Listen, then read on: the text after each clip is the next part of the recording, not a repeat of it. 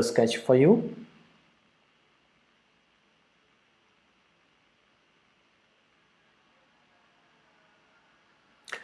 So the people who are like spatially abled, sometimes they find it hard to cope up with the like a mainstream like a living conditions.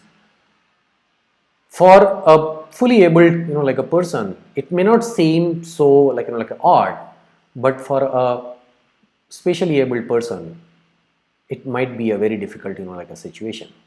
So oversights, ignorance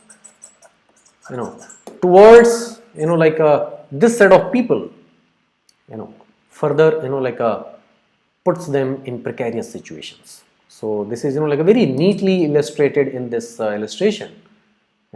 So you see,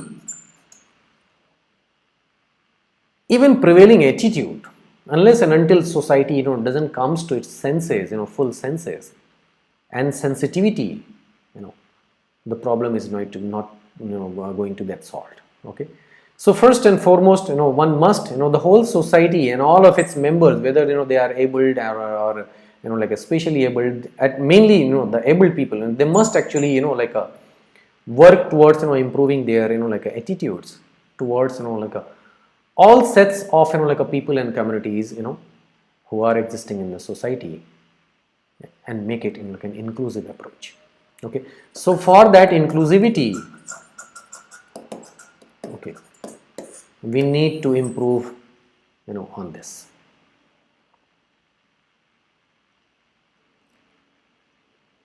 Well, a very common like a sketch,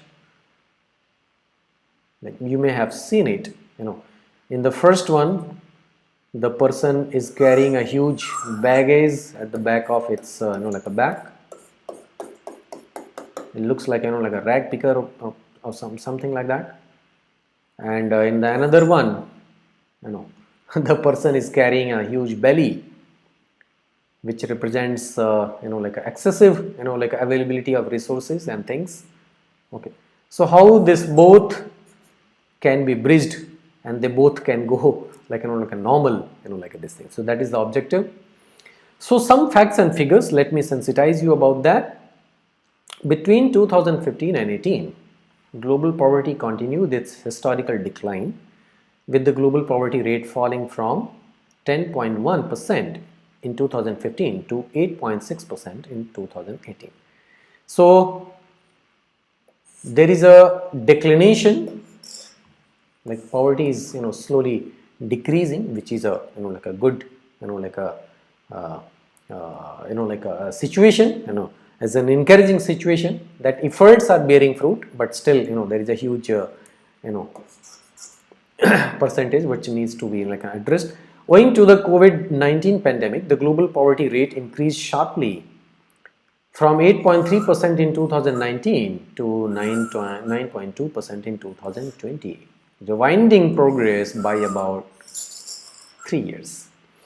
So why like a disasters of any form, natural, man-made, or like these can reverse or can put somebody into very precarious situation, can put like a normal families into like a below like a poverty lines, that is also possible.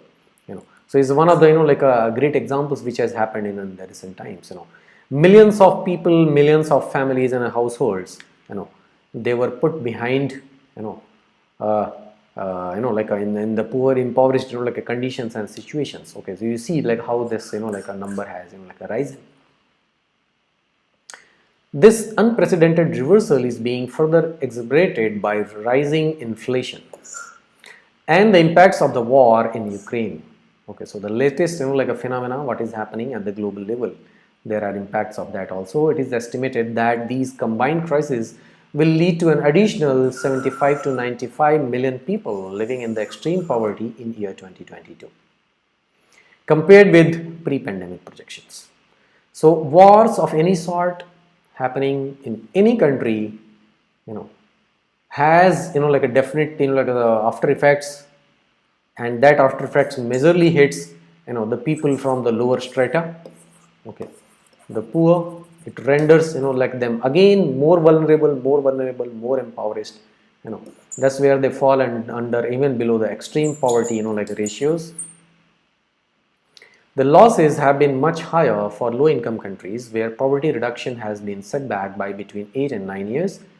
Although the poverty rate is projected to decrease to 8.7% in 2021, it was still higher than the pre-pandemic level. For the first time in 2 decades, the world's share of workers living with their families below the international poverty line increased from 6.7% in 2019 to 7.2% in 2020, meaning that an additional 8 million workers were pushed into the poverty. Okay, so 8 million means 80 lakhs of people additionally were put into the poverty. Okay, that is the impact we are talking about. So how the UN actually summarizes through these goals, I have taken that a page directly. The concept of poverty evolved over time. It encompasses not only low income and consumption but also low achievement in various non-income dimensions including education, health, nutrition and other areas of human development.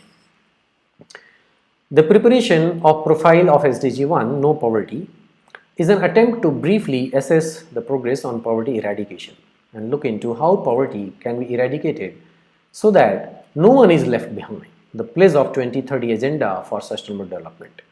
The profile is organized into 4 sections. Following this, Section 2 presents current status of income and multidimensional poverty as well as other targets and indicators of SDG 1. This provides a basis for outlining the areas where good progress is made and the areas which require further attention. The section is complemented with the much needed information and analysis on integration of human rights and gender considerations. Section 3 is brief account of few promising interventions in the region. The profile ends with the proposal of some priority actions necessary for achieving the goal in Section 4. These actions range from income generating activities to investment in building capacities, capabilities and resilience, as well as enhancing climate and disaster risk reduction, DRR, to protecting human rights, fostering women's participation and building the capacity of developing countries in the areas of disaggregated data collection and analysis. So you can see what are the major underlining areas where if country level efforts are made, if the global level efforts are made, they will percolate to the individual and to the households. So income generating activities, you see the term, very interesting term, very kind of a broad term. What are the income generating activities, right? So you see in the society, things are actually economics driven.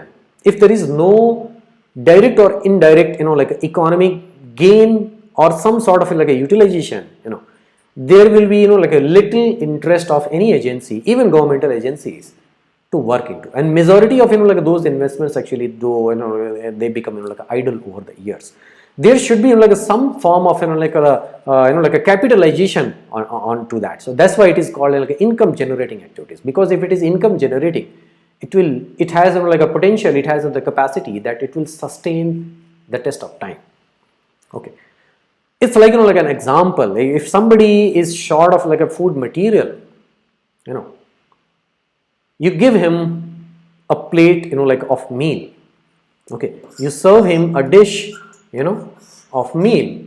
Definitely the person is going to satisfy his or her hunger for maybe one time or one day. But what if you teach him or her how to fend for himself or herself? With that a teaching, the person is going to fend for himself or herself for all the time. Okay, so if you give this skill, these abilities, that's why it is called as income generating activities. If you give them those abilities where they can stand alone and do perform these things and earn, okay, it will be a long-term investment. You do not need to like go back again and give them a plate like of meal, right?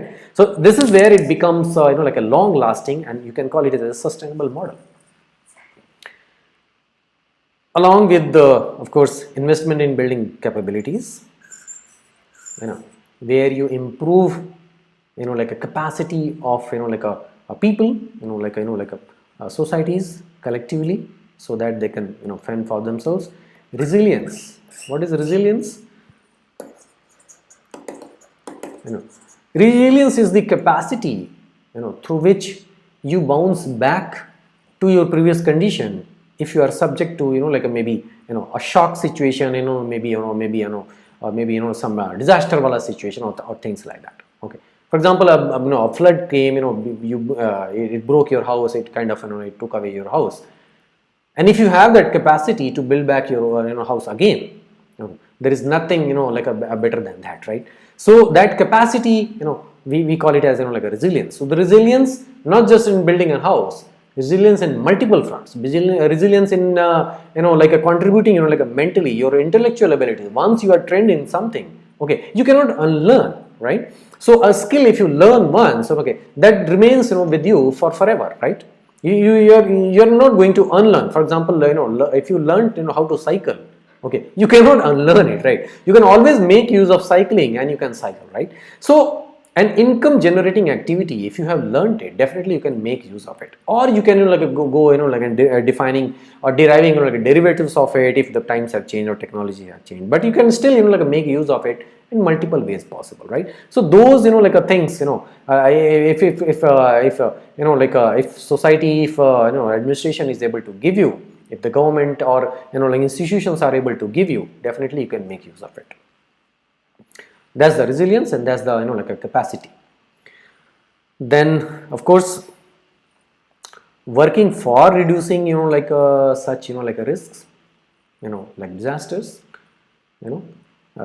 working to protect like a human rights, everyone's like a dignity, fostering women's participation, because mostly like they are the ones who are like lagging behind, so special focus on them is needed. And special focus is needed for like developing countries also, compared to the developed ones, yeah. So this actually summarizes kind of the problem and the kind of interventions which are needed, in what ways, and where one must like a focus and actually put in their effort. Yeah. So very contrasting like visuals. In this image you can see the other goals we have seen. Now a little about inclusive development. What is inclusive development? Okay, so there is a relationship between inclusive development and sustainable developments. Okay, inclusive means it includes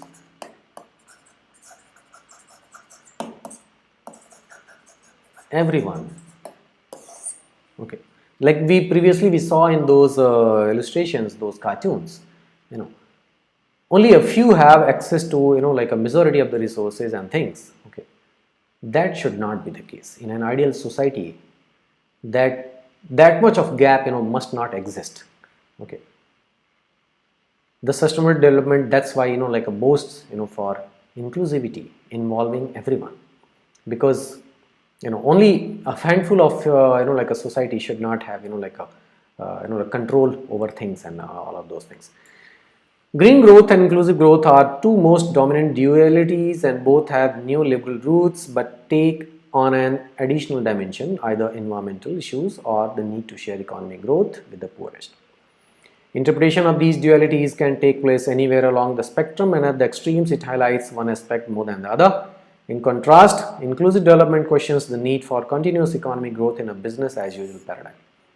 If the global community is willing to develop legally binding rules within which such growth is achieved, then the growth paradigm may also contribute to sustainable development.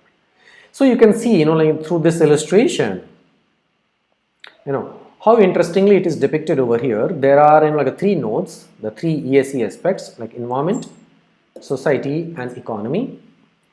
And in between, what is happening between economy and environment, there is a green economy, green growth that is happening. Here inclusive growth is happening between society and the economy, and environment and society, it is happening green society. Okay, if it is happening majorly towards this pole, then it becomes exclusive growth, because it is far from the society, it is far from the environment also.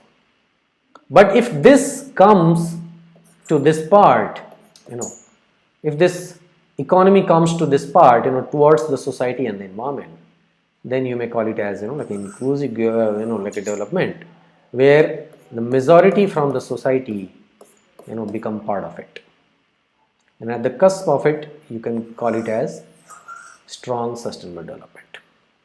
That's what this like research highlights.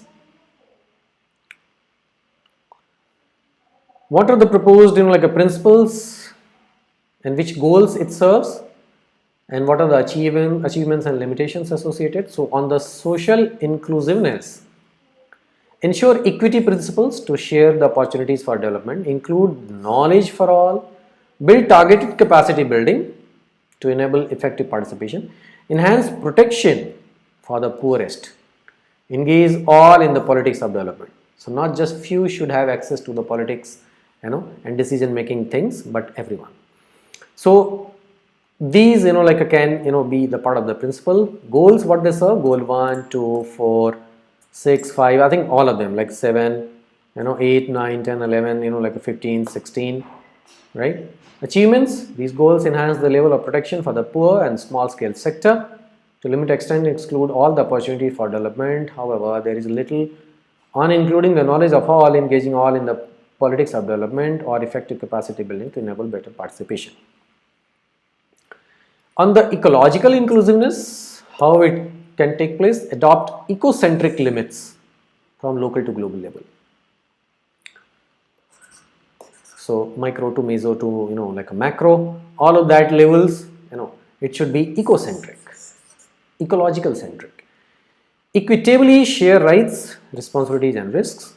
Not just few should have access to like resources, and they should not become part of like a risk, like a taking. They must also be part of this.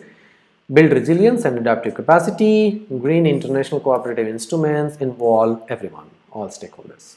Goals 1, 2, 6, 7, 8, 9, 11, 12, 13, 14, 15 are directly it can serve. Achievements and limitations, some goals: establish some ecocentric targets, focus on building resilience, regulating financial institution, etc. Lastly, relational inclusiveness, ensure that public goods and merit goods do not become privatized or securitized. Address all drivers and actors and combat offshoring, tax havens and other instruments that lead to concentration of wealth and ecospace. Okay, so we saw like how like a handful of few like have majority of the resources and their ownership, right? So that should not be the case. Address discourses that concentrate wealth to ensure that markets and growth take place within inclusive development paradigm. Test instruments for all inclusiveness and ensure downward accountability. Accountability is one of the very important things. How do you hold somebody or some institution or corporate or a company or a government accountable to their actions? Because in majority of the cases they get away with it. Ensure global rule of law and order. Goals 3, 4, 10, 11, 12, 13, 14, 17, 16. Promote rule of law, equality of access, address issues of bribery and corruption, illicit financial flows, and inequality in all like a terms of finance invoice, etc. Yeah. So you can see the SDGs which are like a falling at the cusp. Social inclusiveness, ecological, relational.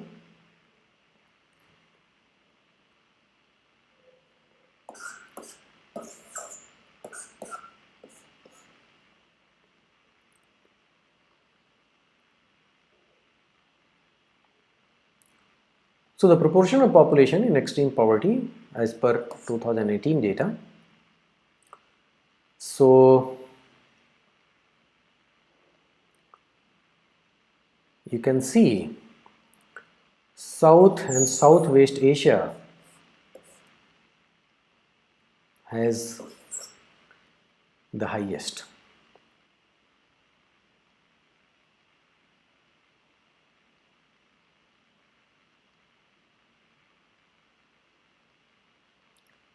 Pacific comes next. Then we have ASCAP and Southeast Asia. The least from East and Northeast Asia.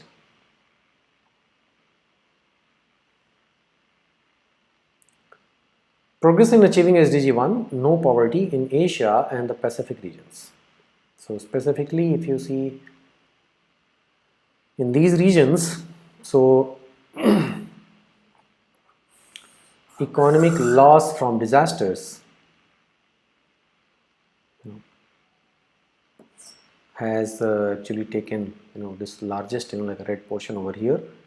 Then we have deaths missing affected from disasters, ODA grants for poverty reduction, and government spending on education, health and protection. A social cognitive map showing the critical factors required for poverty alleviation. Well, this I have referred from like this source, and the interrelationship was really interesting, and maybe you can refer to this source and read more in detail.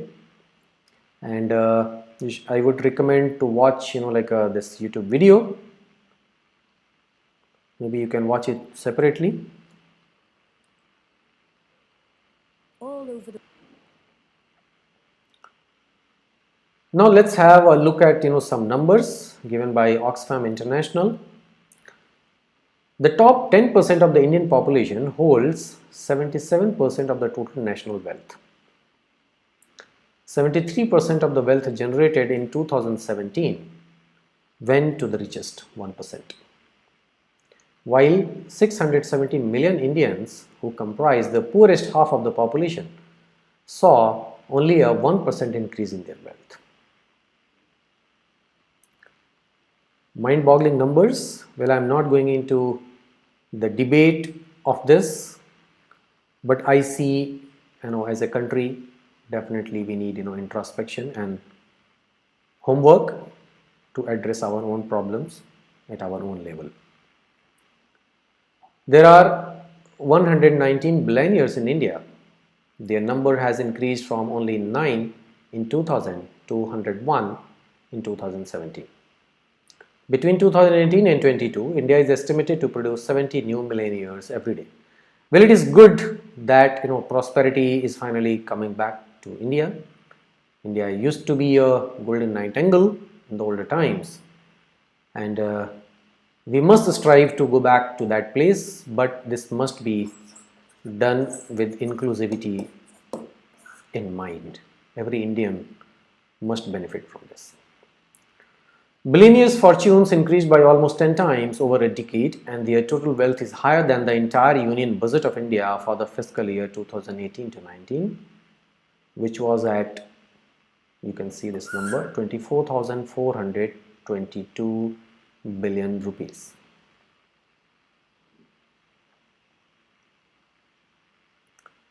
Many ordinary Indians are not able to access the health care they need.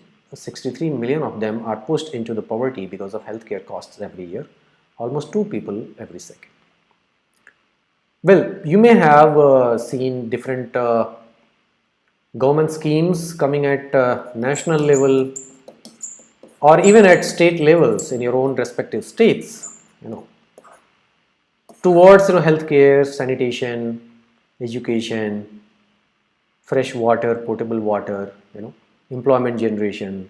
They are all in a way are actually helping towards achieving like these goals, but it is very essential to understand where do we need to make our efforts and in what magnitude. That's why actually fact finding real time actually data generation is essential for a concerted like a effort. Then only we can assure a fruitful and timely result. It would take 941 years for a minimum wage worker in rural India to earn what the top paid executive at a leading Indian garment company earns in a year. Well, this can be subjective, but I'm sure it talks about like an income disparity, right? So income disparity also must be bridged, and the people from the lower strata should be like a getting more income, more access to resources and things. Well, this I found published like yesterday. That's why I'm referring. Maybe you can refer these like sources from where I have taken. There was this report presented yesterday at Davos. The richest 1% in India now own more than 40% of the country's total wealth. Well, I'm not propagating this thing. I do not have access to the data, like how they have based like this like a fact. But whatever like this gap is, like this gap must be actually bridged and brought to an equal actually a parity for everyone. On the other hand, it says while the bottom half of the population together share just 3% of the wealth, okay, compared to the like the first slide what you saw. So this disparity definitely is not equitable and not in lines with the goals of like SDGs. So as a collective like a stakeholder, we all have to work to improve like this disparity, and we need to bridge this. Maybe at your own like a place, wherever you are from, whichever state, whichever city, town, village you belong to, maybe you can list down the local challenges which are existing in your vicinity, and what do you think could be the localized like a solution. Because whatever happens at the national level, when policies are implemented or action plans are implemented on ground, depending upon the ground realities at different places, different extent of results are observed, and mostly they actually fall prey to the local conditions, right? So the purpose of this assignment, this actually homework is to sensitize you about finding local solutions. Let me call it localized solutions,